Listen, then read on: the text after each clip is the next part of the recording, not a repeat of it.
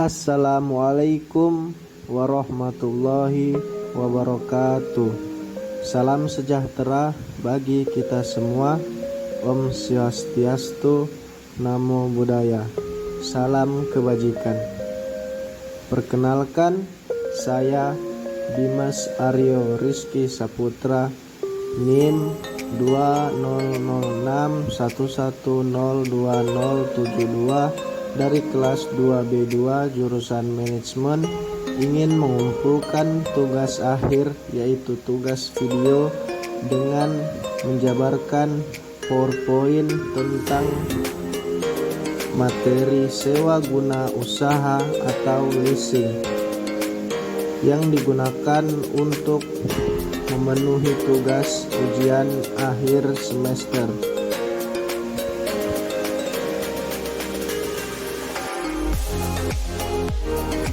Kita akan masuk ke pembahasan yang pertama, yaitu pengertian dari materi leasing atau sewa guna usaha. Leasing atau sewa guna usaha merupakan salah satu bentuk dari perjanjian antara pemilik aktiva atau barang atau lessor dengan nasabah atau lese, di mana pihak lessor menyediakan barang modal yang dibutuhkan oleh lese untuk kegiatan produksi, dan sebagai imbalannya pihak lese melakukan pembayaran kepada lessor dalam waktu tertentu, yang dimana leasing ini sangat bermanfaat bagi para pelaku bisnis yang mempunyai modal yang minim. Pembahasan berikutnya yaitu ciri-ciri leasing atau sewa guna usaha. Yang pertama, umumnya terdapat keterkaitan antara jangka waktu lease dengan masa kegunaan barang lease.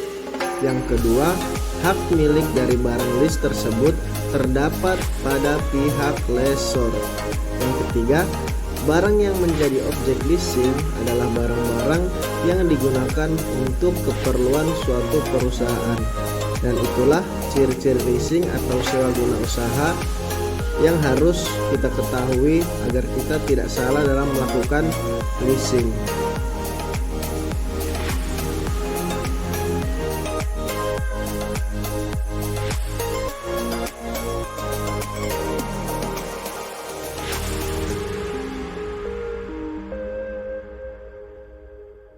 Pembahasan selanjutnya yaitu manfaat dari leasing atau sewa guna usaha.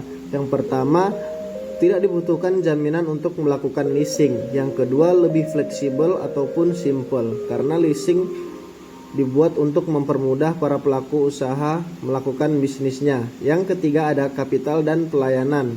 Yang selanjutnya ada capital saving, dan yang berikutnya ada pembayaran angsuran diperlukan sebagai biaya operasional. Dan yang berikutnya juga ada sebagai perlindungan inflasi. Dan yang berikutnya juga ada opsi, yang mempunyai hak opsi bagi lease pada akhir masa lease. Selanjutnya ada terdapat kepastian hukum dalam leasing. Dan yang selanjutnya juga menjadi cara memperoleh aktiva back atau BAG. Dan yang terakhir sebagai sumber untuk pembiayaan jangka menengah dari 1 tahun sampai 5 tahun. Istilah-istilah dari leasing atau sewa guna usaha. Yang pertama ada lese, ialah suatu pembiayaan dari pihak perusahaan leasing untuk pihak pemakai yang akan diperorangan atau perusahaan dengan memakai modal. Yang kedua ada lease, yaitu sebuah kontrak sewa atas penggunaan harta untuk suatu periode tertentu dengan jumlah tertentu. Dan yang ketiga atau yang terakhir yaitu lessor, yakni sebagai pemilik atas aktiva atau barang modal yang akan di-lease. Istilah leasing selanjutnya yaitu lease term, merupakan sebuah jangka waktu lease memiliki sifat mutlak, artinya tidak bisa dibatalkan, yakni antara lain 1. periode saat dimana lessor memiliki hak untuk memperbarui atau memperpanjang. Yang kedua, periode yang mencakup hak opsi pembaruan dan pihak lease yang bisa memberikan jaminan atas utang lease yang kemungkinan terjadi. Yang ketiga, periode mencakup sebuah hak opsi untuk memperbarui kontrak. Yang keempat, periode ketika lessor memiliki hak untuk mencakup dipakainya hak opsi membeli aktiva yang di lease. Yang kelima, periode ketika lessor dikenai denda dengan alasan tidak bisa memperbarui lease dan jumlah denda tersebut dijamin pada awal permulaan. Yang selanjutnya, residual value merupakan salah satu nilai lease di mana aset yang diperkirakan akan dapat direalisasikan ketika akhir periode sewa. Yang terakhir, security deposito adalah di mana pihak lessor meminta jaminan kas atas kewajiban sewa lainnya.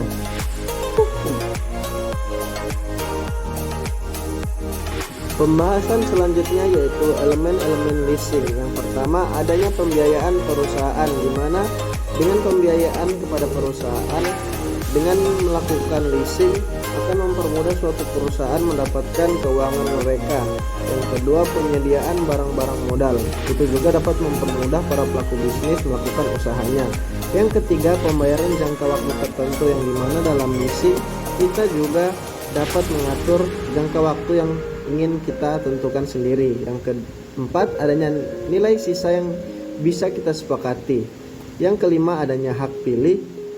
Dan yang berikutnya, pembayaran secara berkala ini juga dapat mempermudah para pelaku bisnis yang melakukan leasing. Yang ketujuh, adanya pihak lessor. Dan yang terakhir, adanya pihak lessee. Pembahasan berikutnya, jenis-jenis leasing. 1. Capital lease, yakni suatu jenis leasing yang perusahaannya berasal dari lembaga keuangan. Umumnya jenis leasing ini dapat melayani nasabah yang membutuhkan kebebasan dalam menentukan barang atau modal dengan spesifikasi yang diinginkan. Dalam praktiknya, lessor mengeluarkan dananya untuk membayar barang yang dibutuhkan kepada supplier dan kemudian diserahkan kepada nasabah. Lessor akan mendapatkan imbalan dari nasabah dalam bentuk pembayaran secara berkala dalam waktu tertentu sesuai kesepakatan bersama.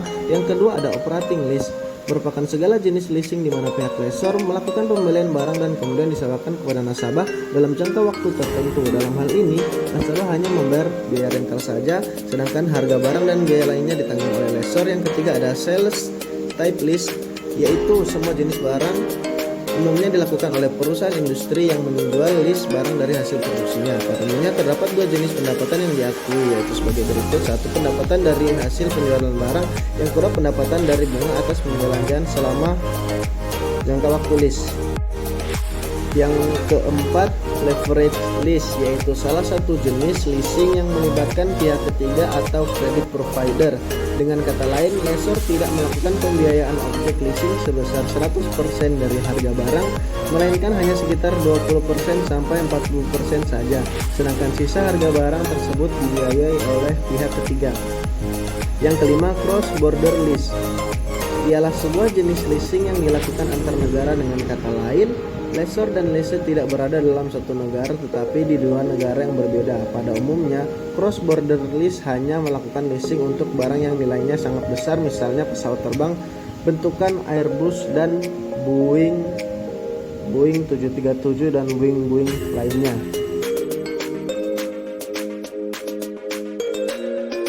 Pembahasan selanjutnya yaitu pihak yang terlibat leasing. Yang pertama, pihak perusahaan sewa guna usaha atau lessor, yakni salah satu pihak yang memberikan jasa pembiayaan dalam bentuk barang modal pada pihak lease. Yang kedua, perusahaan penyewa merupakan pihak yang memperoleh pembiayaan dalam bentuk barang modal dari pihak lessor.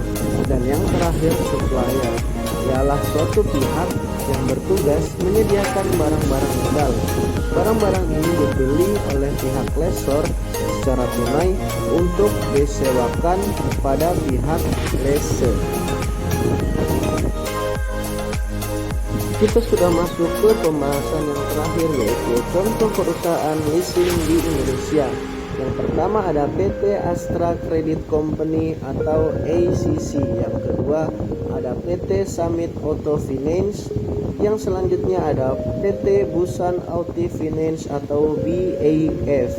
Yang keempat ada PT Wahana Automitra Multiarta atau WOM. Yang selanjutnya ada PT BCA Finance. Yang selanjutnya ada PT Adira Dinamika Multifinance Tbk. Yang berikutnya ada PT Federal International Finance atau FIF. Dan yang terakhir ada PT Oto Multi Arta. Itulah tadi pembahasan saya mengenai materi leasing. Apabila ada kesalahan kata, mohon dimaafkan karena yang sempurna hanyalah milik Tuhan semata, dan saya sebagai mahasiswa masih dalam keadaan berproses untuk menjadi yang terbaik. Sekian dari saya. Wabillahi taufiq wal hidayah. Wassalamualaikum warahmatullahi wabarakatuh. Salam sejahtera bagi kita semua. Om Swastiastu, Namo Buddhaya, salam kebajikan. Terima kasih.